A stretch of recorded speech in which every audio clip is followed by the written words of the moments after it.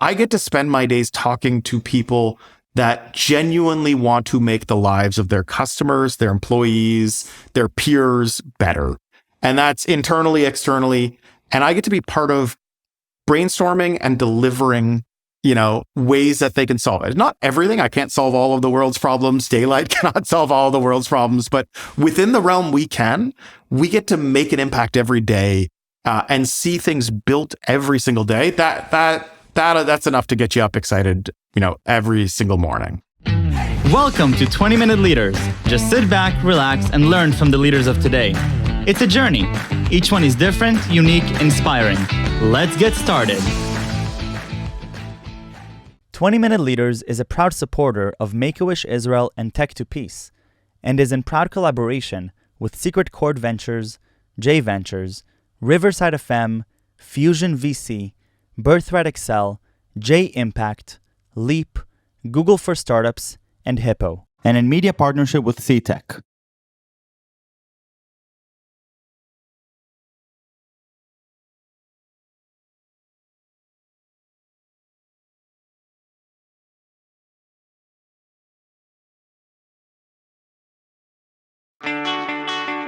I'm really excited to have you here talking about people, processes, digitalization, Daylight.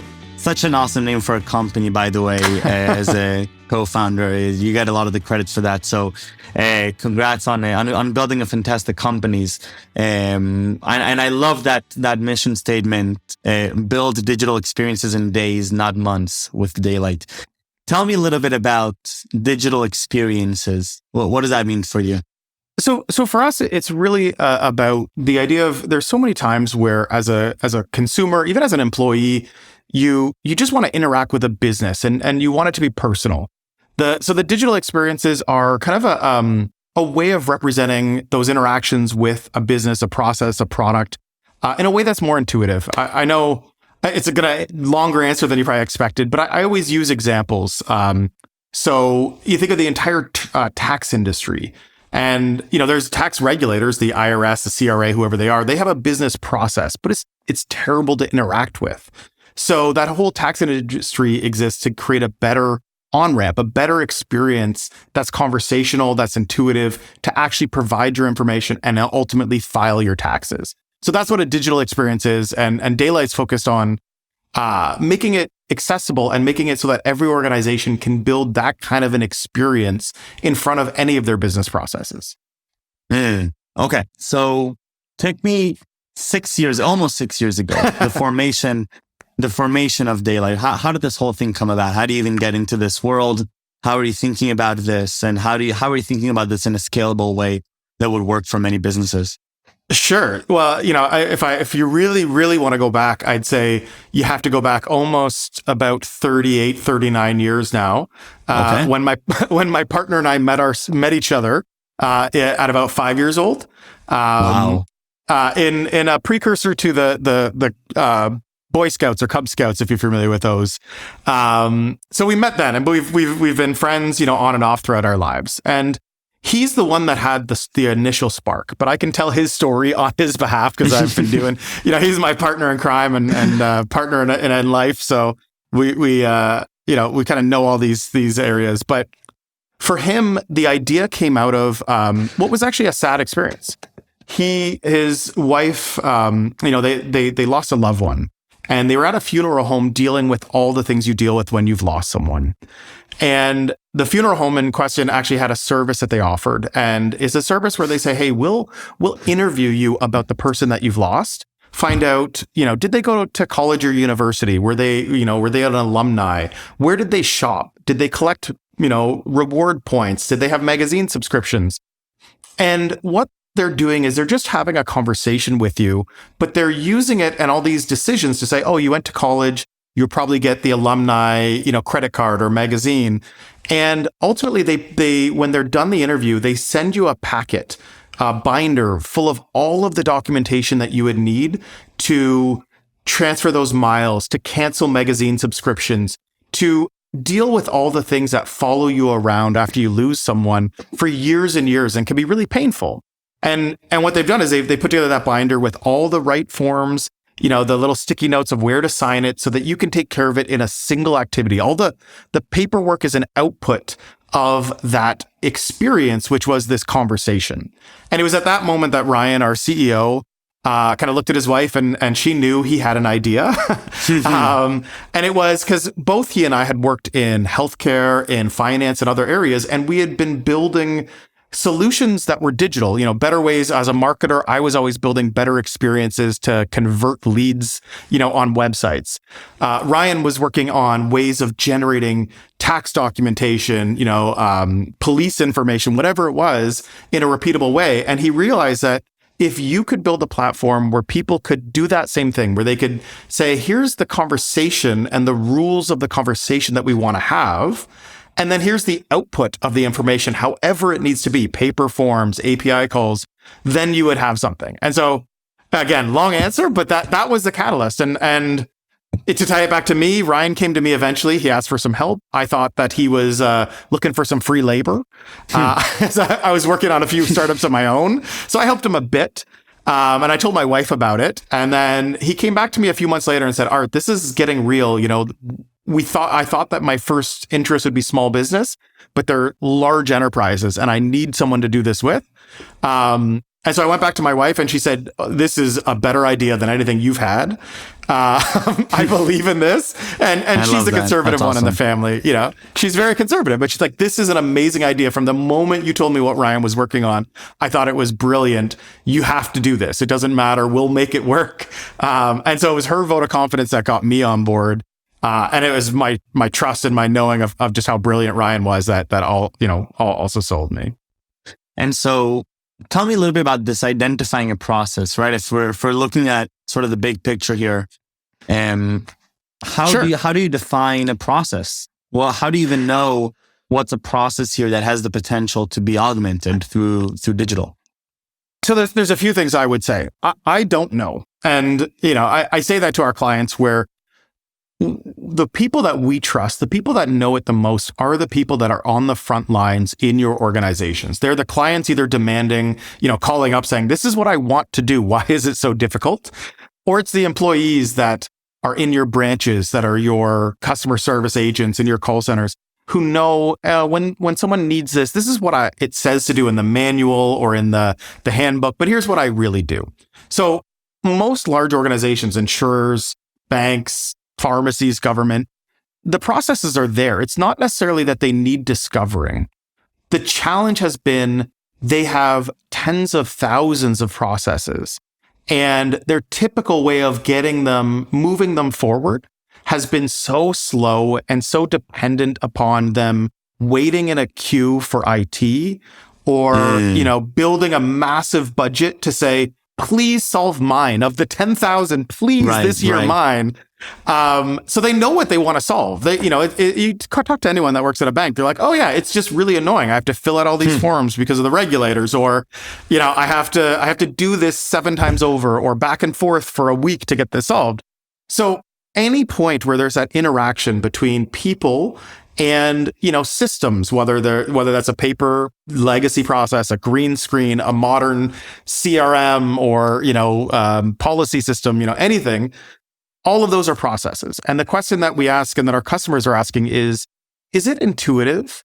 Can I hire someone and have them do it accurately the first time, on their first day here? Could I move it to a customer who just wants to, add the new child they had to their policy? Will they know how to do it? Or are they going to have to read through jargon and rules and documents and have that fear and anxiety, like when you lost a loved one, that they're going to do it wrong, that it's going to come back to bite them a year, bite them in the butt a year later? So there's no one process that's right. It's just all of these points. The knowledge is there. Can you build the decision tree that asks the right questions at the right time and allows that person to do it, and then just deliver the data back to the organization however they need it, whether it's, as I said, a paper document, 1,000 paper documents, or a modern API call straight through processing? That's an output. What Daylight does is it allows those teams, those knowledge workers, the people closest to the problem, to actually build a better input. Mm-hmm. So tell me a little bit about the actual product of what Daylight does. Sure. I kind of call it I use a lot of analogies. If you can't tell already, I'm a storyteller. I love it. So there's a few things. Sometimes we refer to a low-code environment, but I think that gets confusing because there's a whole category of low-code platforms out there. And we're not trying to replace software development as a whole. And that's what the mandate of some low-code platforms are. The way I tell the quick analogy, hopefully quick, is think of it like blogging. Daylight is more like a blogging engine than it is a website builder. And the reason I say that is we put real rails and guardrails around what you build with Daylight. What you build with Daylight is a little bit like a Visio diagram, a process map, a decision tree. So I'm going to ask these questions. What's your name? Where do you live?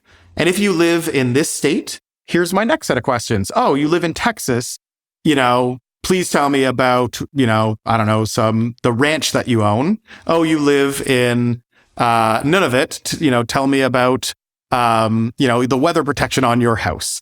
So all that you're building in Daylight is the rules of the process, the questions you ask, the rules that determine what the next question should be. And then you're configuring, once I've collected the right information, where do I put it? And where do I deliver it? So we're not trying to recreate new data models, you're not building a new database and all these complexities of a full application. You're just building the knowledge, the things that the checklist that someone does in their brain, the rules that the policy or procedure mandates you do. So as a product, that's what it looks like. You're kind of just simply mapping out, here's what I'm going to ask. And then depending on what they tell me, here's what I'm going to ask next. And that may become really complex if you're doing a really complex claim or you're powering a call center, or it may be pretty simple. It may just say, hey, are you a corporation or a sole proprietorship? Depending on which one you are, I'm going to ask you some more questions, and then we're going to help you, file your incorporation papers or file your new amendment, whatever the outcome of that process is. Mm-hmm.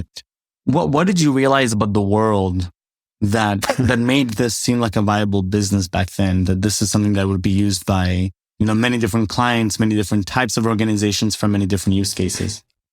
There's probably 2 or 3 things that I learned. Number one, so much of the world is still ad hoc processes, and we sucked as a society. I'm sorry for the word, but we were terrible at the first phase of digitization. So we took sometimes what was a good experience, like an insurance broker coming to your house and getting to know you and your family, helping you choose the right policy for you, and we said, okay, let's digitize that. We take all those forms that insurance broker ultimately filled out and just recreate them online and say, here, go have at it. So we didn't actually capture the most important part of that experience, which was the relationship and the knowledge that broker had. Our first thing was we took the outputs that they did and said, oh, anyone can do that. But meanwhile, that's not what the value really was. So I learned that. Most organizations have so many problems and they know what they want to solve. But when I talk to them, they say, yeah, we've identified, this many problems, but we can only solve this many. And I remember one that always stands out to me is when they told me that we had an amazing year. Everybody's so proud of what we did. But based off of the problems we identified this year, if it takes us this long to solve each one of them, it's going to take us 13 and a half years to solve the current backlog. And wow. So everyone, it's why some of these organizations still feel so outdated is because there's just so much to do. And if they keep going about it in the typical way, they just leave things behind every year. They solve the same top 10% of, marquee problems. And then after 3 or 4 years, they're resolving that again. And those other things just get left behind.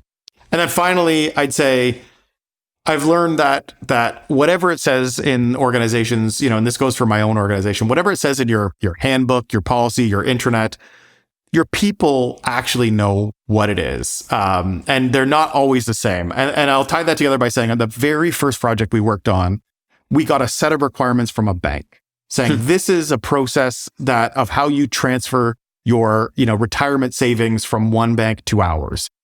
And they asked us to build a POC. And the first thing Ryan actually did he went to the branch and talked to some of the people at the branch and said, so this is what it says. What do you actually do? And to a person, they said, oh yeah, that's what it says. But you can't do it that way. Otherwise it'll get rejected. Like, here's what we do when we actually fill it out. I never choose those options. I don't do it this way. And we built that directly into the experience for that POC.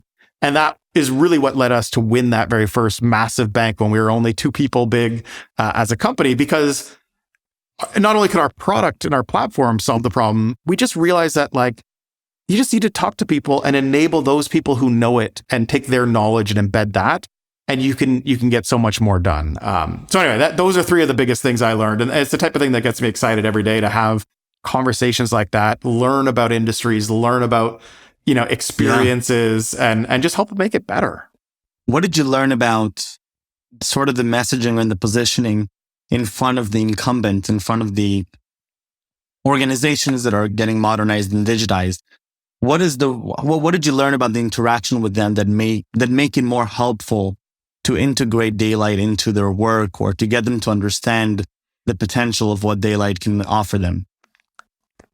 That's a good question. It's not done yet. We're still working on improving how we communicate, but there's a few things. One is we lived their role. So Ryan was a chief innovation, chief security officer. I was a VP of marketing. We worked in healthcare, highly regulated industries. And, the skepticism that most of them have is because they're always promised the moon, by vendors, by companies. And usually it's people asking them to make a massive investment and a promise that in 3-5 years, this machine learning is going to pay off. This new upgrade of a core system is going to be so much more effective in 5 years. And they've been burned by that because they know either Right. I'm not going to be in this role in 5 years when it actually pays off. So I'll get none of the credit, but I'll be blamed if it doesn't work out for the next 10 years. So what we talk about with them is we tried to build our entire company to be aligned to their goals, which is, can I build something in a week or 2 that solves 80% of the problem? Can I see an ROI or an impact in days or weeks instead of years? And even at the pricing level, can we make it so that as you're seeing more and more return, we get a small piece of that, but it means we're both aligned to them actually getting things live. And when we have those kind of conversations, when we talk to them about how to use it, about, when I talk to them on the personal level about, like, when you signed up at your organization, how long did it take you to get all the benefits, to get all the things? What was the experience like? And what would you do to make that better? When we have those kind of conversations, they see the value. They're still skeptical, but then it's usually we find ways to actually demonstrate our value. And that's been a big driver for our growth is when they see it and they realize that in the time that the competing product or the thing they had in-house is still scheduling the meeting to talk about the problem, they have a thing that is live in a pilot or in a POC in those couple of weeks. And that's when the team starts saying, hey, this is something different. We can do a lot here. Interesting. Where do you get your own inspiration and excitement over these last 6 years doing what you're doing? First of all, I wake up like this every day, just full of energy. So it is just a genetic thing. I'm an excited person. I get my energy from people and ideas, and I think Ryan and I share that. So every day, whether it's an internal problem, and I'm still obsessive around asking people what can I do to help you? Let's solve this problem. And the same thing with CIOs, CTOs, heads of business units. I get to spend my days talking to people that genuinely want to make the lives of their customers, their employees, their peers better. And that's internally, externally. And I get to be part of brainstorming and delivering, ways that they can solve it. Not everything. I can't solve all of the world's problems. Daylight cannot solve all the world's problems, but within the realm we get to make an impact every day and see things built every single day. That's enough to get you up excited, every single morning. No, it sounds like what you're doing for the industry and for just in terms of perception and the ability to take such a significant step function. I think that's really what we're talking about here.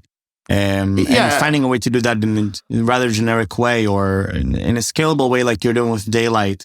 I think that's it. It's pretty incredible, especially when you go 30,000 feet in the air and you realize, okay, this whole digitization process and the different challenges that are coming with it, and the things that are working, the things that aren't as working as well. So I think this was very, interesting for me to hear about your own experience building Daylight and figuring out how to take these different processes and how to meet the market and how to understand the different challenges that these different stakeholders are having, the different promises they've had, the different things that they've faced. So I've really enjoyed these last 20 minutes. And Art, I really want to thank you for coming here, and congratulations on building such a great company over these last 6 years, to you and your co-founder and your other partners. And thank you again for being here for these 20 minutes. I really loved it. Absolutely. My pleasure.